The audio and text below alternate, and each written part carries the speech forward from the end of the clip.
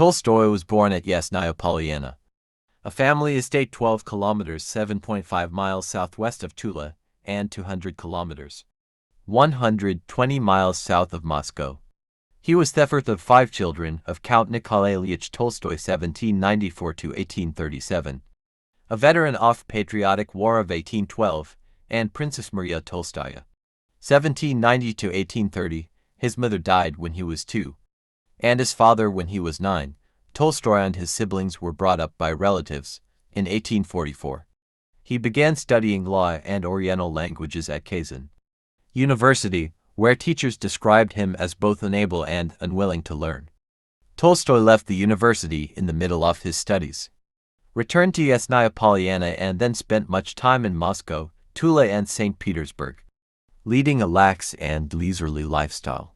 He began writing during this period, including his first novel Childhood, a fictitious account of his own youth, which was published in 1852.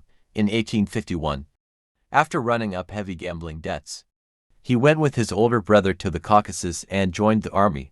Tolstoy served as a young artillery officer during the Crimean War and was in Sevastopol during the 11-month-long siege of Sevastopol in 1854–55, including the Battle of the Chernaya.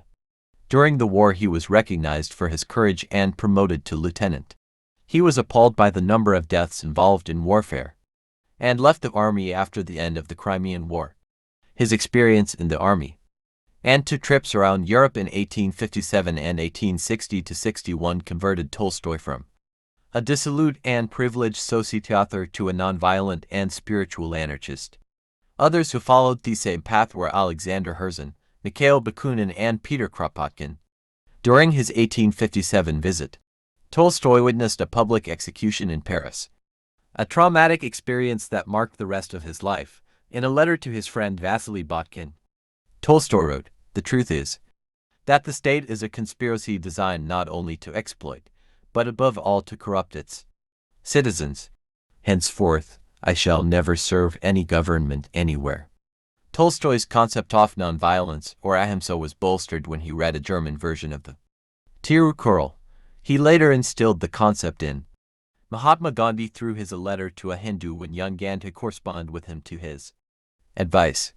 His European trip in 1860–61 shaped both his political and literary development. When he met Victor Hugo, Tolstoy read Hugo's newly finished Les Miserables. The similar evocation of battle scenes in Hugo's novel and Tolstoy's War and Peace indicates this influence.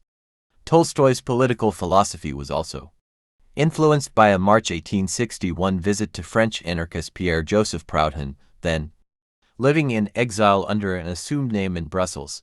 Tolstoy reviewed Proudhon's forthcoming publication, La Guerre et la Paix, War and Peace in French, and later used the title for his masterpiece. The two men also discussed education, as Tolstoy wrote in his educational notebooks. "If I recount this conversation with Proudhon, it is to show that, in my personal experience, he was the only man who understood the significance of education and of the printing press in our time."